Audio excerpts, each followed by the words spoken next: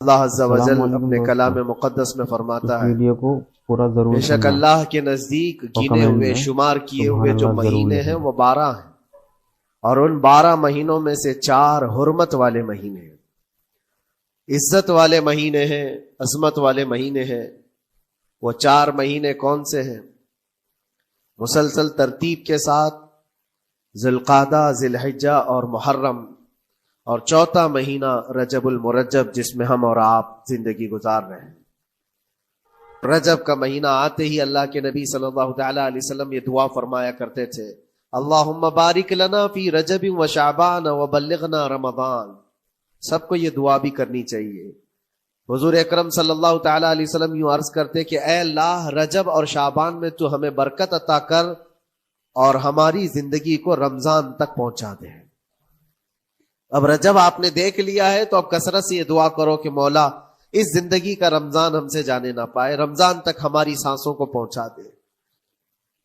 میرے عزیزوں، یہ عبادتوں کا موسم شروع ہو چکا ہے، اور سب جانتے ہیں رجب کے بعد پھر ہمارے ہاں مسلسل ایسی شب بیداریاں اور عبادت کے موسم نظر آنے لگتے ہیں۔ پھر شعبان بھی، اس میں رجب میں بڑی رات آتی ہے، شب معراج، اور اس کے بعد شعبان میں شب برات، پھر اسی طرح رمضان کا موسم بن جاتا ہے۔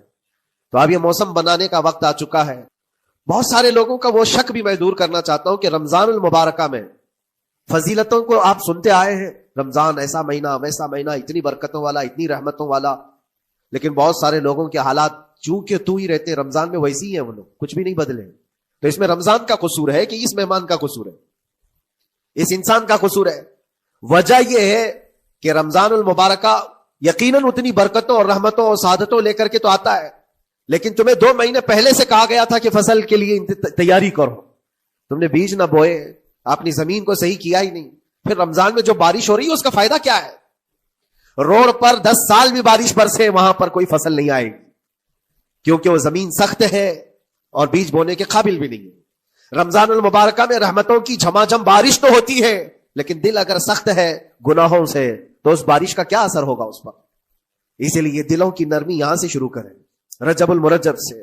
اس کی راتوں میں اللہ رب العزت کو پکارے، مناجات کرے، عبادتوں کے لیے کچھ دن تو خاص کر لیں۔ بہت دنیا میں ہم نے اپنے آپ کو ملوث کر رکھا ہے، کچھ راتیں اللہ رب العزت کی عبادت میں تو لگائے۔ رجب کے 3 دن آتے ہیں جس کے متعلق فرمایا گیا ہے ایام بیز میں بھی 13، 14، 15 یا 14، 15، 16 یہ جو تاریخیں آتی ہیں اس میں روزے رکھو۔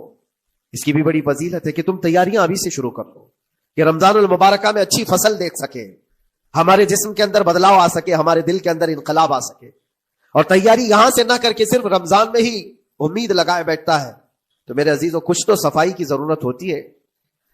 آپ نے اگر زمین خریدی کھیتی باڑی کی غرض سے اور گئے، وہاں جاتے ہی آپ نے سوچا کہ اس میں فصل آ جانی چاہیے، تو کسانوں سے پوچھو تو بتائیں گے آپ کو نہیں، زمین کو پہلے صاف کرنا پڑتا ہے، کچرے ہوں گے اس کے اندر بہت سارے، ہل چلاؤ یا کسی بھی طرح سے اس کو صاف کرو۔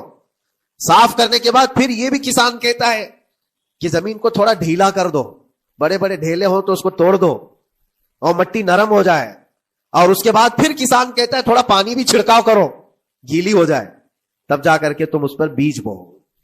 میرے عزیزوں، یہ رجب بیج بونے کا موسم ہے تو پہلے زمین کو ڈھیلا تو کر دو، زمین کے اندر جو کچرے ہیں اس کو نکال دو، دل کے اندر جو وسوسے بھرے ہوئے ہیں، گناہوں کے خیالات بھرے ہوئے ہیں، اس کو پاک تو کرو۔ اس کو پاک کرنے کے لیے اللہ کریم کی بارگاہ میں آ کر گڑ گڑاؤ، تمہارا ایک آنسو تمہارے تمام گناہوں کو اور اللہ کے غضب کو ٹھنڈا کر دیتا ہے۔ ہاں، ایک آنسو کا قطرہ تمہارے لیے اللہ کریم ہے، موتی سمجھ کے شان کریمی نے چن لیے قطرے جو گرے تھے عرق انفعال کے۔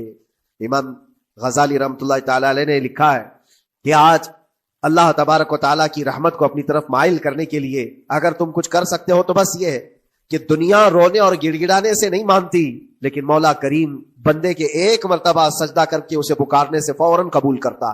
موسیٰ علیہ الصلوۃ والتسلیم اللہ تعالیٰ سے پوچھتے ہیں، مولا جب تیرے بندے تجھے پکارتے ہیں تو اس میں نیک لوگ بھی ہوتے ہیں اور گنہگار بھی ہوتے ہیں، تو کیا تو سب کی پکار کا جواب دیتا ہے؟ توجہ، اللہ رب العزت فرماتا ہے، اے موسیٰ میرے پکارنے والے بندوں میں نیکوکار بھی ہیں، گنہگار بھی ہیں۔ ہاں، نیک بندہ جب مجھے پکارتا ہے یا ربی، تو میں جواب میں کہتا ہوں لبیک یا عبدی، اے میرے بندے میں حاضر ہوں، بتا تیری کیا حاجت ہے۔ پھر موسیٰ علیہ السلام پوچھتے ہیں کہ مولا یہ تو نیک بندہ جب پکارتا ہے تو تو کہتا ہے لبیک یا عبدی، اور جب گنہگار پکارتا ہے تب کیا کہتا ہے؟ رب تعالیٰ فرماتا ہے جب میرا گنہگار بندہ مجھے پکارتا ہے یا ربی، تو میں اس کے جواب میں 70 بار لبیک یا عبدی کہتا ہوں. ایک بار پکارے 70 بار جواب. ایسا کیوں ہے؟ تو فرماتا ہے میرا رب نیکوکار کو اس کی نیکیوں پر بھروسہ ہے کہ اللہ معاف کرے، اور گنہگار کو صرف میری رحمت پر بھروسہ ہے.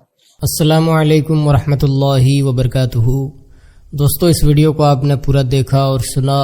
دوستو مفتی سلمان اظہری صاحب نے رجب مہینے کی فضیلت پر اور کنڈے کی نیاز پر بہت اچھا بیان کیا. اگر آپ نے اس ویڈیو کو اچھی طریقے سے بغیر اسکیپ کیے ہوئے دیکھا ہوگا تو آپ کو پتہ چل گیا ہوگا کہ کنڈے کی نیاز منانا کیسا ہے، کب کرنا چاہیے، کیوں کرنا چاہیے، اور کنڈے کی نیاز کرنا جائز ہے یا ناجائز. اگر آپ نے اس ویڈیو کو اچھی طریقے سے دیکھا ہوگا تو آپ کو سارا معاملہ سمجھ میں آ گیا ہوگا. دوستو رجب المرجب کا مہینہ بڑا مقدس مہینہ ہے، اور اس مہینے کی 22 تاریخ کو ہم اور آپ حضرت امام جعفر صادق کے نام سے فاتحہ خوانی کرتے ہیں، نیاز کرتے ہیں، جسے ہم اور آپ کنڈے کی نیاز بھی کہتے ہیں.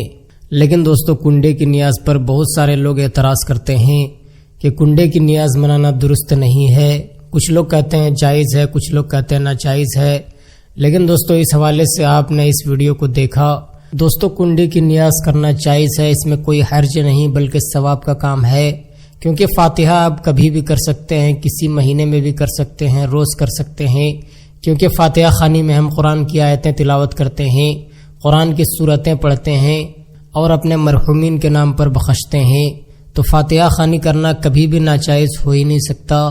تو دوستو 22 رجب کو ہم اور آپ کنڈے کی نیاز کرتے ہیں، اور کرنا بھی چاہیے، تمام لوگ کرتے ہیں. لیکن دوستو جو لوگ یہ اعتراض کرتے ہیں کہ کنڈے کی نیاز کرنا جائز نہیں ہے، میں ان سے ایک ہی بات کہنا چاہتا ہوں کہ کوئی بھی کتاب میں آپ یہ دکھا دیجئے کہ فاتحہ کرنا، نیاز کرنا جائز نہیں ہے. تو دوستو یہ لوگ کسی بھی کتاب سے دکھا نہیں پائیں گے، کیونکہ فاتحہ خوانی میں ہم کوئی غلط کام نہیں کرتے بلکہ قرآن کی آیتیں سورتیں پڑھتے ہیں، اپنے مرحومین کو بخشتے ہیں، اللہ والوں کے نام پر بخشتے ہیں.